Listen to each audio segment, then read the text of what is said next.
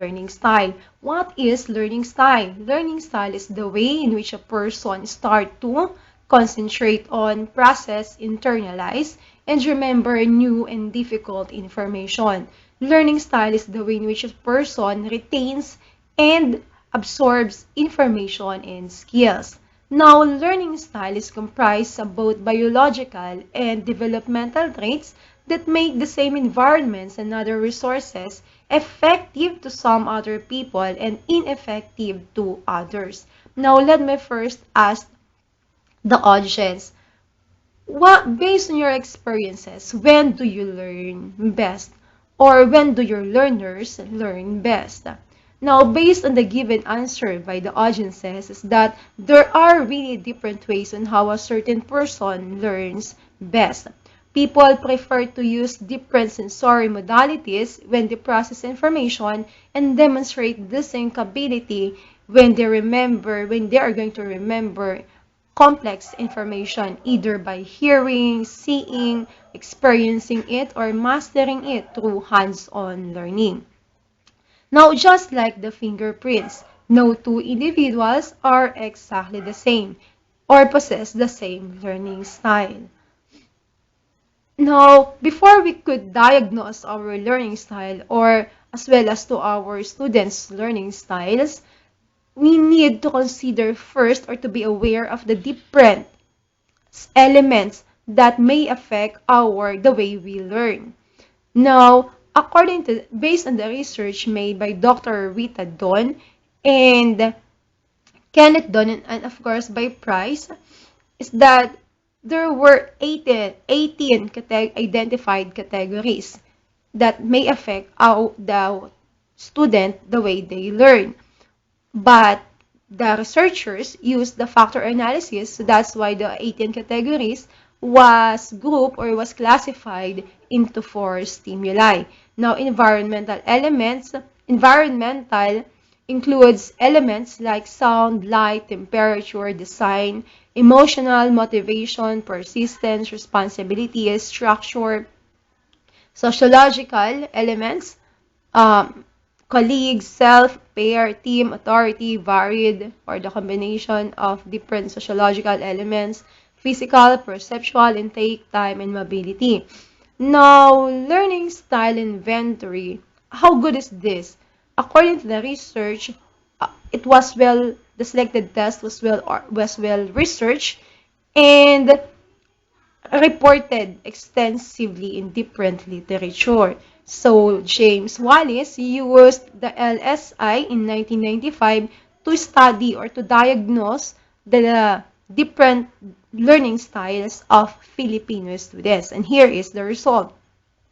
For environmental elements, just like sound, Filipino students prefer quiet rather than music or other sound when studying.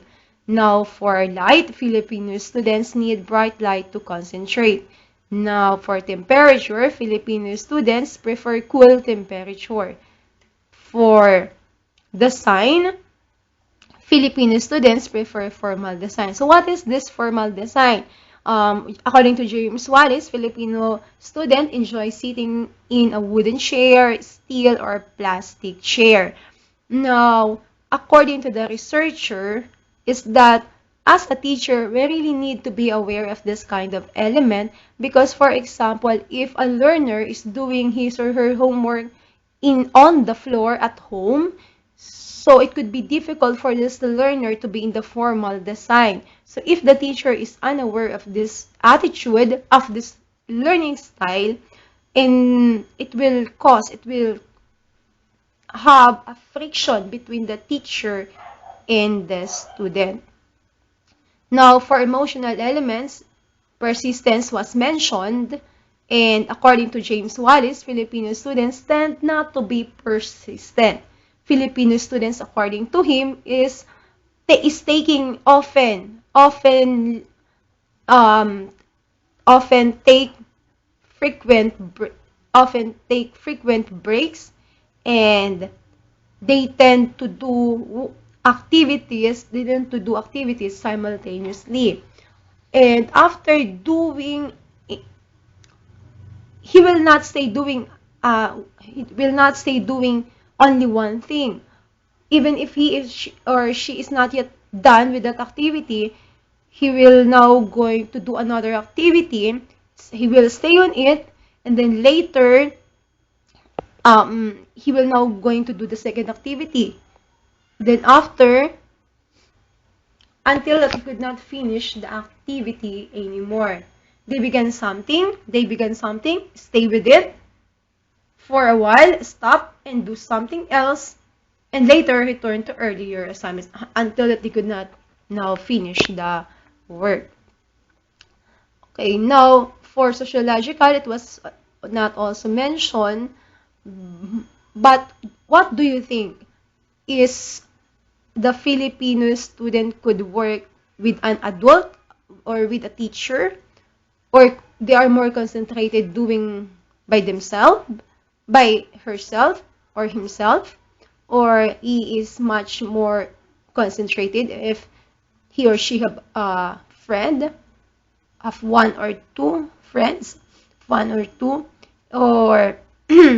in a colleague or in a group. Okay. Now, for the physical elements, that includes visual, which means the learner is more concentrated if he or she could see the picture. Auditory, if he or she could listen to the sound. Kinesthetic, if kinesthetic, real life experiences. Tactual, to touch, he could be more concentrated, or he could learn more if he could touch the thing that was being discussed through touching, through hands-on. Now, according to James Wallace, Filipino are more on kinesthetic, is a kinesthetic learner. They want role playing. They want to act they want to be active as much as possible. So Filipino students really like having role playing, dialogue, role playing, what else? Field trips. Now, Filipino students are more alert, according to James Wallace, more alert, most behave, and most behave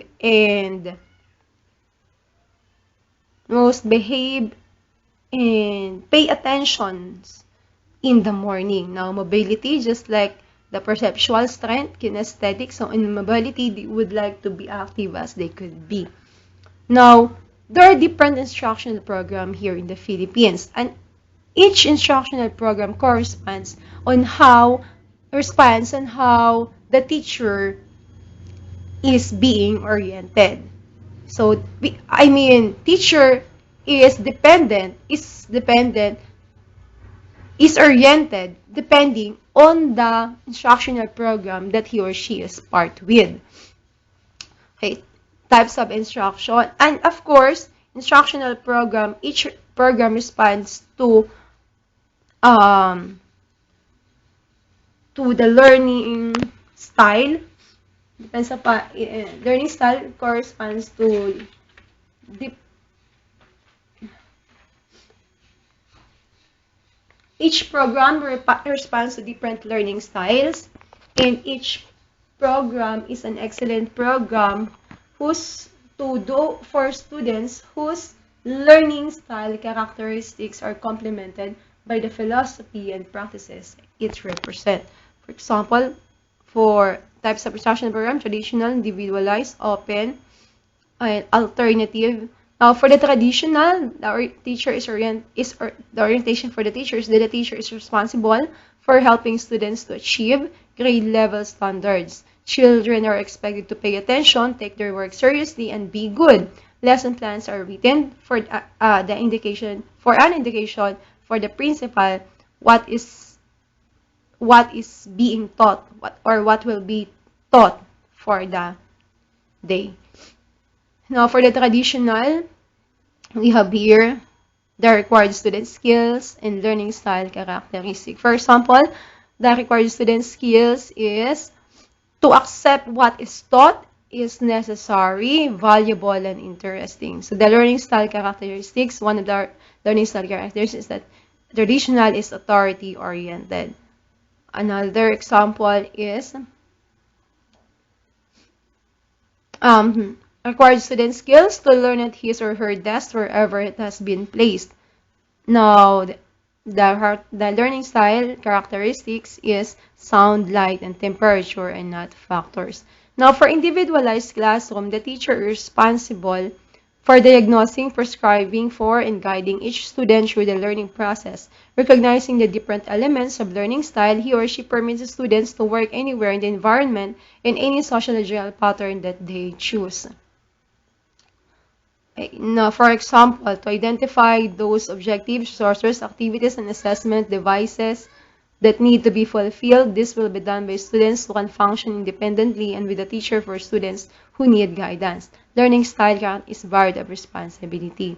Now, those are just examples. Now, open classroom, we're all familiar with that already. Now, for open classroom, children are permitted to select their own curriculum. Students may interact with them and may study alone with a friend or two or in a small group. Now, the required student skills, for example, is to avoid an essentially social rather than academic experience, to discipline oneself, to concentrate, and to learn some selected ideas, data, and values.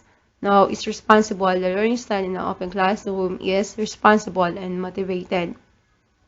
They need to be, because if not, then since there is no continual direction and supervision, so they need really, the learners that need to be in this setup should be motivated. Now, for alternatives, students are given curriculum choices, freedom, and objectives, and they are expected to gather and retain information independently. Okay. How operant conditioning works. Now, let's have first the theory of B.F. Skinner. Now, the theory of B.F. Skinner is based on the idea that learning is the function of change in overt behavior. So when we say overt behavior, these are the observable behaviors. These are the visible behaviors. Now, change of behavior is the result of individual response to events or stimuli that occurs in the environment. Now, when the stimulus response pattern is reinforced or rewarded, the individual is conditioned to respond. Now, reinforcement is the key element of stimulus response theory. Now, from the word itself, reinforcement, we have the so-called reinforcer. So, what is this reinforcer? So, reinforcer is anything that strengthens the desired behavior. It could be verbal praise, good grade or points, gold star, feelings of success, feelings of satisfaction, or anything that we considered as a reward. Now, there are two kinds of reinforcers. First is the positive reinforcer. These are the favorable events or outcomes that are presented after the behavior. So these are now the positive condition in which a person or a learner would be encouraged to do the same response over and over again because they experience a positive condition. Like for example, such as rewards, such thing like that. Now, for negative reinforcer, involve the removal of unfavorable events or outcomes after the display of a behavior. So, in negative reinforcers, these are the negative conditions in which a person would try to avoid by not doing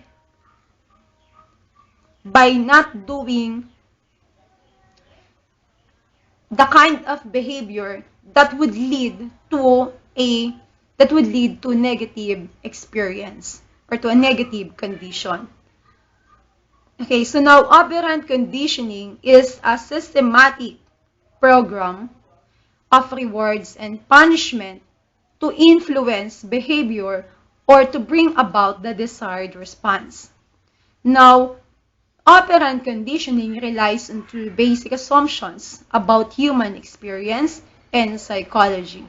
First, a particular act results in an experience that is the consequence of that act. Second, the perceived quality of an act's consequence affects future behavior. In other words, or this will be explained like this. A response occurs which leads or which produces an outcome or consequence that most likely that response will be repeated again. Why? Because the outcome or the consequence, it has a positive outcome, it has a positive condition, a person experience a positive condition, so most likely that in the future, the response will be repeated time and again. Now, if the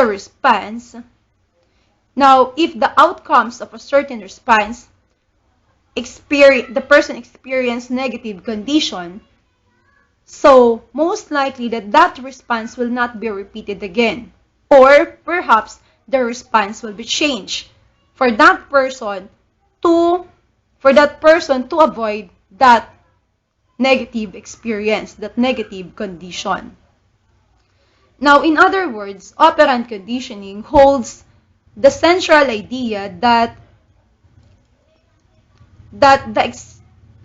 the main influence of behavior are the person's external environment in which his or her behavior is programmed. Operant conditioning, whereas, deals with the learned behavior, not the reflexive behavior.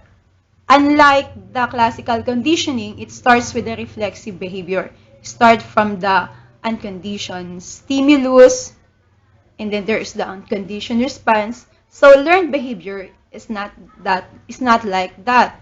In operant conditioning, it is already a learned behavior that just needs to be reinforced. Now, it works from reinforcing or rewarding. and punishing. Now, reinforcement is used to increase the probability of that behavior to be repeated in the future, while punishment decreases that probability. Now, why operant? Operant because these are operations that the individual carries out to help him or her deal with the environment in some way. Why operant? Because these are active behavior that operates upon the environment to generate consequences. Now, B.F. Skinner described operant conditioning because these are operants that started from simple, in which it just had been transformed and shaped into a